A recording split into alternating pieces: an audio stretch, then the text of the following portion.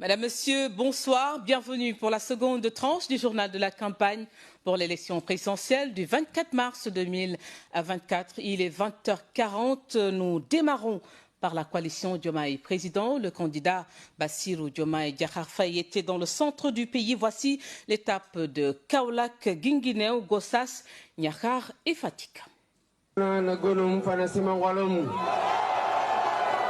wer simenata fay biram tanda wagan dugu wagan xay swagan fakana hasan mun fay no hay berano no bey wandafna ni jaaya simena juuf ñoko bayane tana hay bur sen commando fen juuf ma hay doonan tano bey du xam ngeen li dëkk bi fukki at ak ñaara ngi nii ay saltalkat ñoo fi nekk saltal nañu njàng mi saltal nañu paj mi saltal nañu napp gi saltal nañu mbay mi dama dem Bignona benn mag ndeysaan xam naa ne war na am lu mat 80 ans xëccoo buuxante ñaan ba egg si man nee ma bale bi maa ngi koy teg sa loxo ngeen balal ñu réew mi ba mu set ngeen teg fi lu bees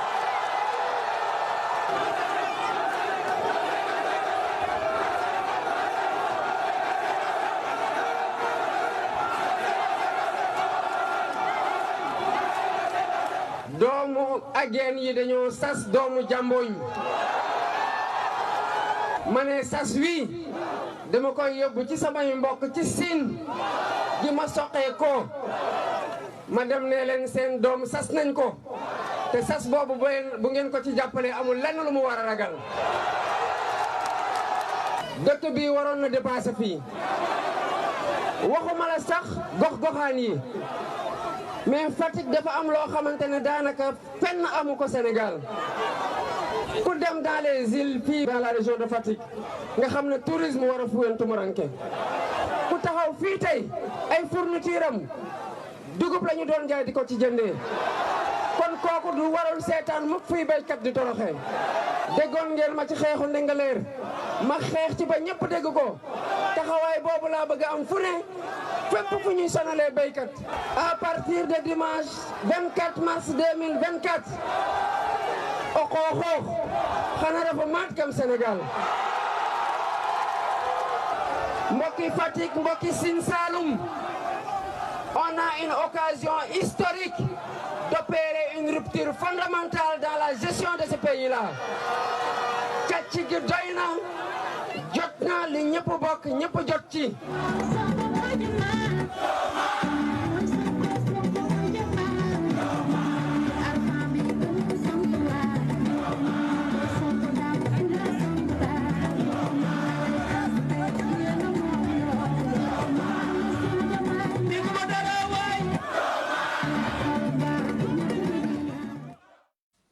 Le candidat Bassirou Diomaye Diakhar Faye est attendu demain à Mbacké, direction le sud-est du pays pour le passage du candidat Cheikh Tidiane Dièye. Le leader de la coalition président bi ñu bëgg s'est rendu à Kidira, Sinthiou Malem et Tamba. asalaamaaleykum mbokk yi fii ma nekk mooy le fleuve Sénégal waaye maa ngi fii ci Bakel te ku wax Bakel wax fleuve Sénégal nga wax intégration régionale wax duggante boo xam ni réewu Sénégal duggante na ko ak réewu Afrique yi ndax Mauritanie moo nekk fii sama ginnaaw waaye boo jaaree ne la lële ngay seen ñoo ngi déjà ci Mali pour won la ni Sénégal mënul dem te àndul ak yeneen réewu CEDEAO yi moo tax dinañu def yitte bu bari ak pexe yu bari pour ñu renforcer l'intégration régionale ci biir CEDEAO libre circulation des marchandises et des personnes mu nekk une réalité parlement CEDEAO am na dinañ ko gën a kattanal waaye fi nga xam ne dinañ fa gën a def doole itam mooy li ñuy wax la véritable intégration des peuples parce que intégration bi ba léegi lu ci bëri da ngay dégg ñu naan ay le club des chefs d'État wala ñooñu ñooy jël ay décisions ci ñëpp mais intégration nit ñi la parce que fii Bakel ak population yi nekk Mauritanie ak ñee nekk Mali ñëpp mbokk lañu benn lañu intégration des peuples nag mooy ñu fexe ba ñu am brassage culturel di demante ak di dikk ñu am lu ñuy wax le développement solidaire et le co-développement ñëpp ànd di suqaliku kenn du dem bàyyi sa morom.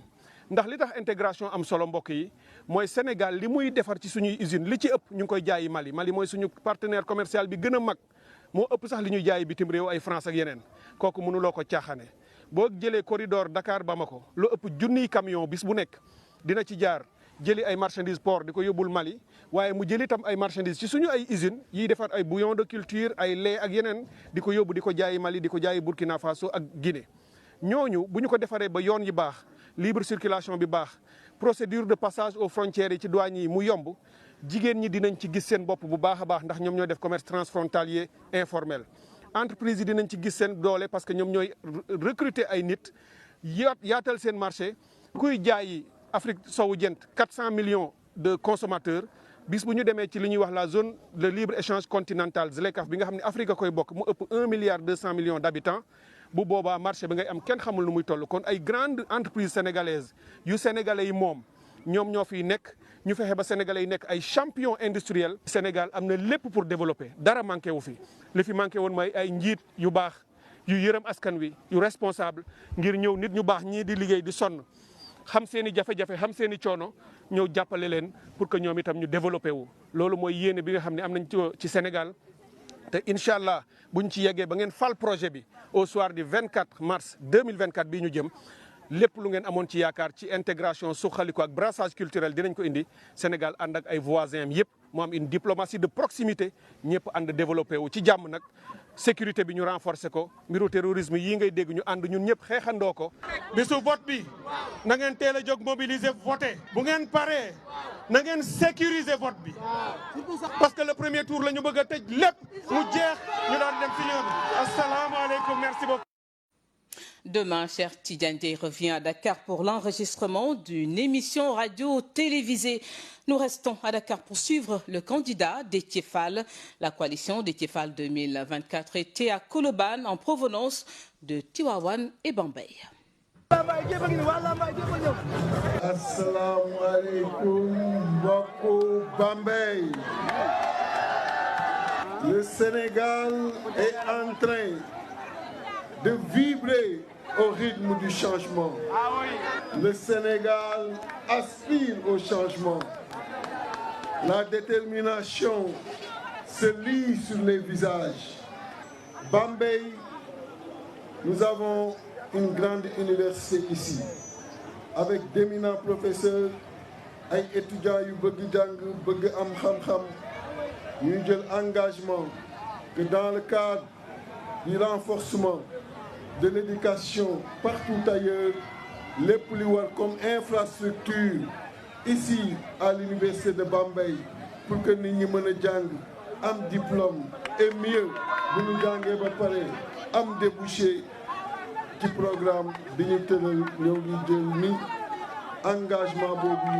daan ko def ba ngeen gis seen bopp ci réew mi ku nekk xam ne ni dans le cadre du programme bu jëm ci agriculture am na yu bare yuñ ci tënk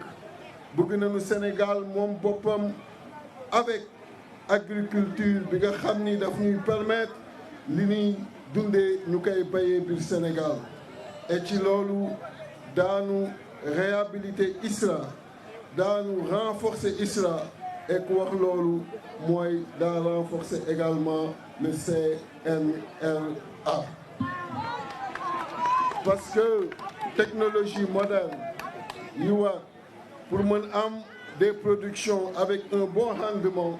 il faut que ñu doter suñu centre yi doter suñu institut yi ci technologie yooyu accompagner leen aussi au niveau de l'État ci lépp lu ñu soxla ba rendement bu mën a am feneen avec suñu ingénieurs yi suñu techniciens yi dans le domaine ñu mën am les mêmes rendements gars yi bilan bu leen ko jaawale bii mooy régler santé bi bii mooy régler éducation bi bii mooy régler agriculture bi bii mooy régler industrialisation bi bii mooy régler cadre de vie bi bii mooy régler hygiène publique bi bii mooy régler stress social bi bii mooy tax ñu ni Sénégal gàcce ngalama mooy tax ñu ni Sénégal ci sous-région bi amul kenn ku leen mën et je prends l'engagement que boo leen ko bàccee ba mu mat sëkk ñu doxal duñ ci teg ñaar ba ñetti at ngeen xam ne ay ndaanaan yegg si na. Mbacké, prochaine étape du candidat Déthié Fall. Tout de suite, la lecture de ce communiqué qui nous vient du CNRA relatif à la diffusion de la dernière émission de la campagne électorale pour l'élection présidentielle du 24 mars 2024. Le CNRA rappelle que selon la décision fixant le nombre, la durée, les horaires ainsi que les modalités de réalisation de l'émission de propagande électorale réservée aux candidats à l'élection présidentielle diffusée par la RTS. Exceptionnellement, l'émission du dernier jour de campagne électorale, celle du vendredi 22 mars 2024, sera diffusée en une seule tranche à partir de 22h. Le jour de la clôture de la campagne électorale, le vendredi 22 mars 2024, les candidats ont jusqu'à 20h au plus tard pour remettre les enregistrements et fiches de montage à la RTS. Le CNRA rappelle également que la veille et le jour de l'élection, le samedi 23 et le dimanche 24 mars 2024, aucun élément de propagande ne peut être diffusé dans les médias. C'est signé donc l'Assemblée du CNRA.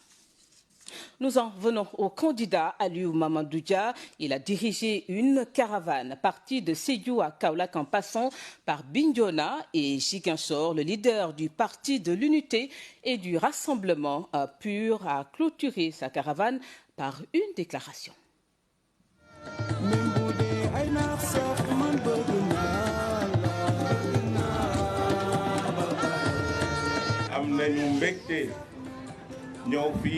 ci Ziguinchor ci campagne bi nga xam ne ci la ñu nekk pour waxtaan ak waa Ziguinchor xam nañ ay jafe-jafe yi nga xam ne moo fi nekk premier jafe-jafe bi mooy enclavement ñun nag incha allah bu ñu ñëwee dinañ gën a renforcer navigabilité bi entre Ziguinchor ak Dakar entre Ziguinchor ak Mbour entre Ziguinchor ak Joal entre Ziguinchor ak Saint-Louis jàpp naa ni même sax war nañu am ay bateau yoo xam ne fii ci Ziguinchor ku bëgg a dem Guinée-Bissau mën nga jël benn navette dem Guinée-Bissau ñëwaat. Sunu projet mooy développer ay lignes de train à grande vitesse ay TGV yoo xam ne en 2 heures de temps ou en 1 heure di nga jógee Ziguinchor dem Tamba jógee Tamba dem Dakar mu jaar ci ay dëkk yu bari. ma jàpp ne lii gouvernement du Sénégal war a mën a capitaliser rentabiliser la région naturelle de la Casamance ci agriculture ci élevage ci pêche aussi bien ci aquaculture ak pisciculture dafa des te Ziguinchor la Casamance sax lay wax mooy war a nekk le grenier du Sénégal ñun nag ñu bëgg développer surtout les industries de transformation agroalimentaire muy mango muy anacarde muy yeneen ay fruits yoo xam ni war nañ ko mën a transformer fii def packaging bi assurer qualité bi mën ko exporter ba États-Unis parce que AGOA mu ngi fii mën nañ ko utiliser. ku wax Ziguinchor wax tourisme Ziguinchor la région naturelle de la Casamance moo ëpp ay sites yu rafet ay sites touristiques ci Sénégal. ma jàpp ne war nañ ko gën a mën a rentabiliser war nañ ko gën a mën a fullaal ba nga xam ni dinañ mën a attirer ay touristes yu ñëw fii mais quand je dis touriste waxuma rek ñoo xam ne bitim réew lañ jógee le tourisme national sénégalais yi war nañu mën a jóge Saint-Louis jóge Tamba jóge fu nekk ñëw def ci tourisme fii ci Ziguinchor fii ci Casamance loolu ñu war ko yombal bu baax a baax symbole bi ci sama ginnaaw mooy picc bii ngeen di gis mooy la colombe mu nga xam ne moom mooy matérialiser la paix ma di leen wax colombe bi moom moo nekk ci suñu bulletin mu ngi nee ngeen di gis donc li ñu yitteel mooy Sénégal nekk ci jàmm ba nga xam ni nit ñi dinañu mën a dem mën a dikk mën a liggéey bu am solo ñu développer suñu réew.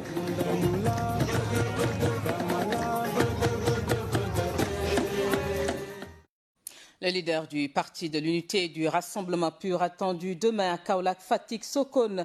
Toubacouta et Foundiougne. Notre tour du Sénégal nous amène cette fois-ci à Ndangalma et Kaolack pour suivre le candidat Pape Djibril Fall de la coalition Pape Djibril Fall président. maa ngi nuyu sénégalais yëpp yi nekk si biir réew mi ak si bitim réew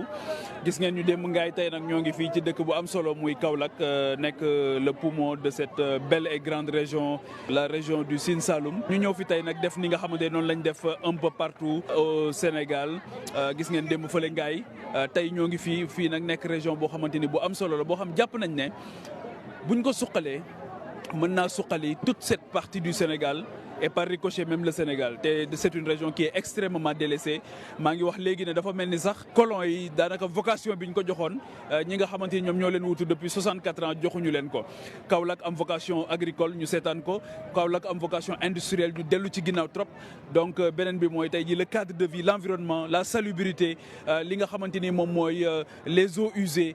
l'assainissement donc Kaolack aujourd'hui souffre de tous les maux loolu nag ñun en bonne place dans notre programme am nañ ci ay engagement yu mag yoo xamante ni jël nañ ko déjà dans le cadre de la formation ak vocation industrielle bi maam on développe le secteur primaire muy agriculture bi développer li nga xamante ni moom mooy le secteur toujours primaire muy élevage daal di koy boole nag ak li nga xamante ni moom mooy industrialisation su boobaa formation day dugg innovation day dugg recherche day dugg pour ñu mën a développer Kaolack nag am beneen dimension aussi mooy la dimension culturelle le patrimoine culturel et culturel tamit mooy ki nga xamante ni moom mooy Maulana Cheikh Ibrahima Niass ak ay wayjuram yi nga xamante ni tey ci wàllu diine yóbbu nañ Kaolack ak Sénégal yëpp foo xamante ni aujourd'hui dafa am une dimension internationale ce tourisme religieux aussi def Kaolack mu nekk benn hub ci wàllu tourisme religieux loolu tam jàpp nañ ne farata la te mënta ñàkk loolu yëpp nag tey jii loolu la ñu ñëwoon seet ko bokk ko ak ñi nga xamante ni ñoom ñooy waa Kaolack waxtaan ak ñoom ci sunu programme pour ñu wóoluñu le 24 mars jox ñu li nga xamante ni moom mooy seen carte yi balaa ñuy ñëw ci biir Kaolack nag gis ngeen ñu wër un peu partout Xombol Saloum gis ngeen ko ni mu jafee ba nga xamante ni ndox sax mënuñu ko am wër tam dëkk yu bari ci biir Kaolack loolu yëpp nag dañ ko bëgg a saafara incha allah bu ñu accès courant bi ndox mi infrastructure yi pour changer li nga xamante ni moom mooy visage yu cette belle région du Sine Saloum ñoo ngi leen di gërëm baax leen sant jërë ngeen jëf.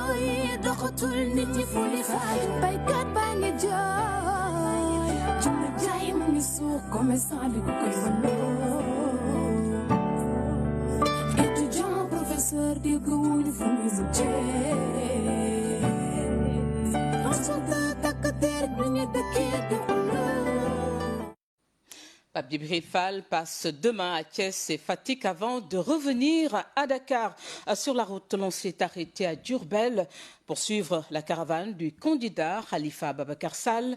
de la coalition Khalifa Président. salaamaaleykum mbooloo mi ñu ngi sant yàlla bu baax julli ci yonent bi sallallahu alayhi wa sallam ci bis bu rafet bii tey fekk ñu ci barab bu rafet bii yiw te jekk ñëw fii fekke jeexitunu fulk bi ñuy ziyaar suñu sëriñ sëñ Muntaxa Mbàkke xalif général yàlla na fi yàgg te wér ziyaar sëriñ Fàllu Basiru mi nga xam ne moo jiite fulka bi di rafetlu ñaan geek taxawaay bi te di ko ñaanal yàlla mu yàgg fi te wér sëriñ Muntaxa ñu di ko sant ak gërëm parce que taxawaayam ci réew mi tax na ba muy unifier citoyens yi li tax ma taxaw fii tey doon candidat loxoom jógu ci ma di ko gërëm ak a sant parce que moom nag ci réew mi lépp lu fi lëj lu fi problème fexe na ba loxoom dem ci Mbàkke yàlla na ko fi yàlla bàyyi suñu visite tey fii symbole bi mu am mooy li nga xam ne moom la diine ji ak ñi fi nekkal diine ji ak ñi yor daara def pour consolider nation bi boole leen ci li ñuy def lu am solo la bala ñoo def suñuy def ak suñu paree def dans une nation gëm-gëmu nit yaakaaru nit dafa am solo te réew mi fii mu toll muy borom jàngu bi muy ñun ñi nekk ci l'islam diine l'islam gi suñuy kilifa ñooy suñu doole. may wax ni suñu teewaay fii nag engagement la boo xam ni dafa signifier ni daañu dëgëral diine daañu dëgëral aada gi daañu dëgëral askan wi ci li nga xam ni moom la gëm moom la yaakaar pour que ensemble ñu liggéeyandoo réew mi. ma di wax nag ne bi ñu demee Ziguinchor aw Tamba ma waxoon ko Matam dama ni réew mi développement bi li koy gën a accéléré mooy defar raay bi. ci loolu dañuy inspiré wu ci pas-pasu communauté mouride bi nga xam ne raay bii ñu taxaw tey seen pas-pas la seen doole la seen yéene la muy inspiré 2000 kilomètres yi nga xam ne moom la ñu bëgg a def mu doon ay corridor ferroviaire dégg naa sax am na ku ma tontu ni ma dama xamul njëgu raay moo tax man ba may toppatoo état xaw ma fan la nekkoon en tout cas ñu ngi rafetlu tey lii nga xam ni moo fi ne lii nga xam ni moom lañ fi fekk nga xam ni modèle la bu ñuy inspiré maa ngi leen di gërëm leen sant. Louga et Saint-Louis, prochaine destination du candidat Khalifa Babacar Sall. Place maintenant au candidat Mohamed Boun Abdallah Dionne. Le leader de la coalition Dionne 2024 a fait une déclaration. On l'écoute. Président Mohamed Boun Abdallah Dionne lay wayel. di le Sénégal juste moom sa koom boo moomul sa koom pour nga moom sa réew dina metti moom sa koom dinañ ci liggéey ak secteur privé bi yëpp pour ñu moom suñu koom dañu ne lii moteur bi doxal réew mooy xaalis bi ñuy investir ma ne dëgg la wante ku ko moom su fekkee capital kese la nga dugal xaalis mu génne profit d'accord yaa ngi ci secteur privé bi mais bu fekkee da ngay ton ni lépp yóbbu ko sa réew bàyyi réew ma loolu du bokk ci patrimoine u réew mi capital am réew soxla na ko li mu gën a soxla nag mooy patrimoine li mu moomal boppam ñun nag croissance bi ñuy wax le Sénégal juste mooy boo xam ne xale yi di nga mën a judd ci réew mi màgg ci réew mi jàng ci réew mi am métier ci réew mi secteur privé du faible pays mooy faible am réew mooy faible état am day faible secteur privé am faible lépp am faible man damay def différence entre le secteur privé national et le secteur privé étranger bi nekk suñu réew nañu xoolaat andi une fiscalité juste pour un Sénégal juste et prospère et avec un état honnête loolu it ci la bokk état boo xam ne da nga honnête fiscalité bi société yi nga xam ne dañoo nekk ci réew mi ñëpp nekk hors taxe nga xam ne dañuy liggéey di génne xaalis bi ci biti suñu doon fay minimum impôt buñ ko doon fay yéen ñu wàññi leen parce que yéen buñ leen wàññilee da ngeen di embaucher plus xale yi am liggéey jigéen ñi am liggéey parce que jigéen ñi ak xale yi ñoo gën a souffrir ci chômage bi banque yi bu fekkee moomuñu leen duñu wax financement la banque instrument la pour réew ñun war nañoo mën a commencer di réfléchir ak yéen banque yi 10 milliards lañ lay laaj mais 10 milliards fii ci biir li fi nekk rek mën ngeen koo créer ana soo leen àndoon nag état ñu am tout de suite une banque de l'entrepreneuriat instrument yi ngeen bëgg ñu def ko ci man nag ci suñu programme dafa am la réforme territoriale ñun dañu ne yemuñu ci rek foncier suuf la mais nan la ñuy gérer territoire bi ñu bokk ñun ñëpp réewum Sénégal nañu xam ne suuf si fi ne depuis suñuy maam ba léegi utiliser wuñ ci lu ëpp 20% mais ndox mooy problème principal bi ñun ñoo am 718 kilomètres de côte ba pare am problème mu ndox l'eau est source de vie donc nañu régler problème mu aménagement du territoire jërë ngeen jëf.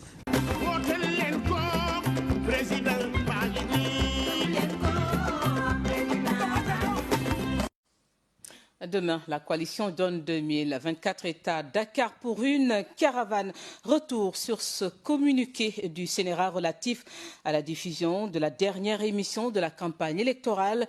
pour l'élection présidentielle du 24 mars 2024. Le Sénéra rappelle que selon la décision fixant le nombre, la durée, les horaires ainsi que les modalités de réalisation de l'émission de propagande électorale réservée aux candidats à l'élection présidentielle diffusée par la RTS. Exceptionnellement, l'émission du dernier jour de campagne électorale, celle du vendredi 22 mars 2024, sera diffusée en une seule tranche à partir de 22h. Le jour de la clôture de la campagne électorale, le vendredi 22 mars 2024, les candidats ont jusqu'à 20h au plus tard pour remettre les enregistrements et fiches de montage à la RTS. Le Sénéra rappelle également que la veille et le jour de l'élection, le samedi 23 et le dimanche 24 mars 2024, aucun élément de propagande ne peut être diffusé dans les médias, signé donc l'Assemblée du Sénéra. Le candidat Boubacar Camara du parti PCS Diengu Tabar était en visite à Mbacké et Touba pour des visites de proximité. Mbokki Touba, mbokki Mbacké, seen mbokki réew Boubacar Camara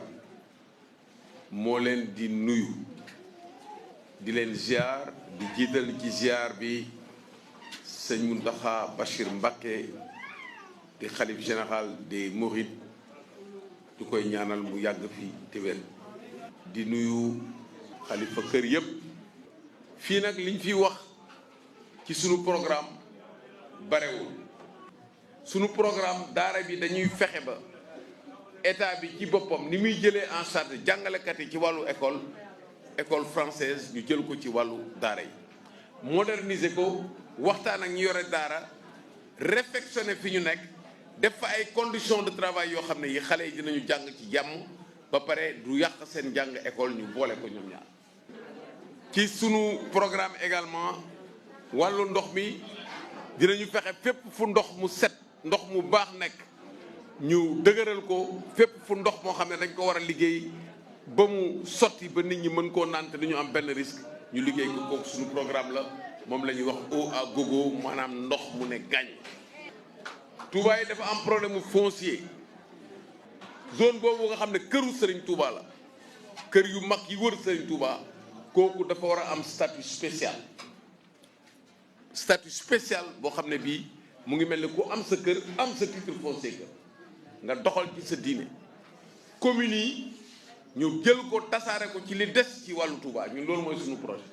dinañ ci waxtaan ak ñëpp parce que dañuy taxawal benn loi d'orientation sur les questions religieuses et culturelles bu ñu ñëwee dinañu def suñu proposition waxtaanee ko këru diine yëpp importance bi mu am ci wàllu koom-koom ñun am na luñ ci xam parce que yore woon nañu douane ñun bi ñuy ñëw dañu fekkoon ñu tere conteneurs yi di dugg Touba man mii maa ko indi ma ne léegi bàyyi leen conteneurs yi ñuy dugg Touba moo tax tey foo tourné yaa ngi fa gis magasin fii mun nga fi tabax sa kër ba jóge fi te doo jël benn bagage boo xam ne bii yaa ngi ko jëlee Dakar mooy kenn mënul bëgg Touba bañ Mbacké parce que Mbacké moom mooy supportu Touba donc investissement yi boo ko defee xale yi mën a jàng hôpitaux yi nga mën ko organiser am na yu fi nekk déjà nga renforcer seen plateau médical bu ñu ko defee dina nekk une ville moderne ñu boole ko nag foofu laa jeexalee ci tourisme religieux ñu def circuit touristique boo xam ne biir Touba la képp ku ñëw bëgg a xam Touba dafa am circuit ñu am ay guide am ñoo xam ne ñoo leen di won yoon yi ñu yóbbu histoire Touba di fa jàng ñu am zone yoo xam ne dañ leen di wanee histoire Sëñ Touba wax leen histoire Mame Cheikh Ibra Fall expliquer leen lan mooy suñu patrimoine culturel donc loolu mooy suñu vision pour Touba ñu leen gërëm di leen sant wa salaam jërëjëf merci. Et demain, le candidat Boubacar Camara se rend à Grand-Yoff, Sicap Liberté, Dieuppeul, Derklé et Guédiawaye. Nous terminons par le candidat Aly Ngouille Ndiaye, le leader de la coalition Aly Ngouille président, a été sur l'axe Kaolack à Sédhiou et Ziguinchor. Kaolack kenn ku ne xam na ne Kaolack ak li ko wër ay baykat yi kese lañ loolu dañ ko def priorité suñu programme ñu def it beneen priorité mooy emploi des jeunes emploi des jeunes nag li koy indi mooy agriculture élevage pêche ak industrie li nga xam ne li moo fi problème fii ci dëkk bi te ñu xam ko yaakaar naa ne tey Kaolack ñëpp xam nañ ne bu ñu doon classé dëkk yi gën a salte kenn du koy bàyyi donc c'est une réalité donc aujourd'hui Kaolack dafa mérité ñu assainir ko surtout fii ni muy mel ci nawet yaakaar naa ñi fi dëkk yi ñëpp xam ngeen ko donc loolu mooy suñu priorité numéro 1 au niveau de Kaolack en termes d'amélioration du cadre de vie mooy régler le problème de l'assainissement.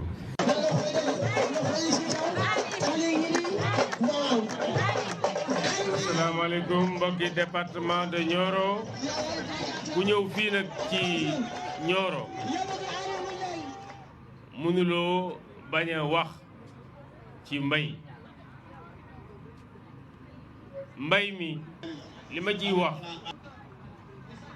man mën naa cee wax bés bu nekk ci campagne ndax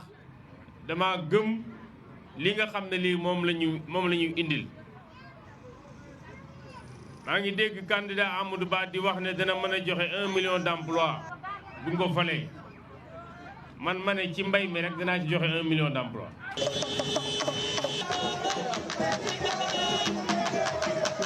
asalaamaaleykum waa Ziguinchor maa am mbégte mu rëy ci accueil bi ngeen ma accueillir fii ci Ziguinchor maay jël engagement fii ne bu yàlla tegee ci bopp réew mi te foofu lay tàmbalee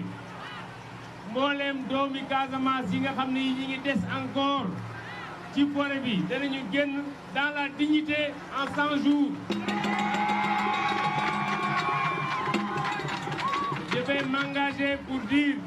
vais m'engager pour dire que Salif Sadio et compagnie dans 100 jours vont sortir de la forêt pour ñëw bokk ci société bi dans la dignité. ndaxte lii ñuy def ñun ñëpp xam na ne amul mucc nañ ñëw del ci fii ñu bokk loolu engagement bu ma jël la en 100 jours je pourrai le faire ndaxte ñoom aussi dañoo bokk ci doomi Casamance yi nga xam ne yi dañoo war a liggéey pour Sénégal. Le candidat Ali Ngouille Ndiaye annoncé demain à Kolda, Diaoubé, Vélingara, Tamba et Kaffrine. Nous revenons sur ce communiqué qui nous vient du CNRA relatif à la diffusion de la dernière émission de la campagne électorale pour l'élection présidentielle du 24 mars 2024. Le CNRA rappelle que selon la décision fixant le nombre, la durée, les horaires ainsi que les modalités de réalisation de l'émission de propagande électorale réservée aux candidats à l'élection présidentielle diffusée par la RTS. Exceptionnellement, l'émission du dernier jour de campagne électorale, celle du vendredi 22 mars 2024, sera diffusée en une seule tranche à partir de 22h. Le jour de la clôture de la campagne électorale, le vendredi 22 mars 2024, les candidats ont jusqu'à 20h au plus tard pour remettre les enregistrements et fiches de montage à la RTS. Le CNRA rappelle également que la veille et le jour de l'élection, le samedi 23 et le dimanche 24 mars 2024, aucun élément de propagande ne peut être diffusé dans les médias, signé donc le CNRA. Rappelez également que ce journal de la campagne est supervisé tous les jours par le CNRA. Le Conseil national de régulation de l'audiovisuel est diffusé en direct sur le réseau synchronisé de la RTS. Merci de l'avoir suivi. Je vous retrouve demain pour un autre numéro. Merci et bonsoir.